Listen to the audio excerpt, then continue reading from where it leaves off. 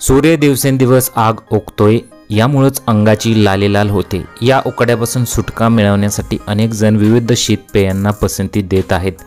यात तुम्ही बर्फ मिश्रित पदार्थांना पसंती देत असाल तर तुमचं आरोग्य धोक्यात येण्याची शक्यता आहे। हे अधोरेखित करणारी बाब पुण्यात घडलेली आहे।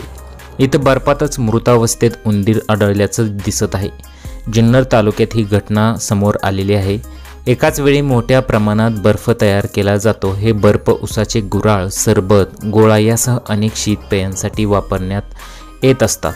त्यामुळे अनेकांच्या आरोग्याला धोका उद्भवू शकतो। बर्फाचा दर्जा हा मुद्दा कायमच ऐरणीवर असतो। त्यावर शिक्कामोर्तब करणारी ही घटना पुन्हा एकदा समोर आल्यानं अनेकांकडून संताप व्यक्त केला जात आहे।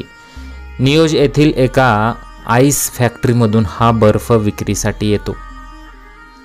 हा बर्फ जिथे साठवणूक केली जाते तिथे आलेल्या दावा विक्रेत्यांनी हा केला आहे की उंदीर आढळल्यानंतर बर्फ फेकून देण्यात आलेला आहे, असं विक्रेत्यांचं म्हणणं आहे। त्यामुळे ज्या शीतपेयांमध्ये बर्फ टाकतात त्यापासून सावधान राहा।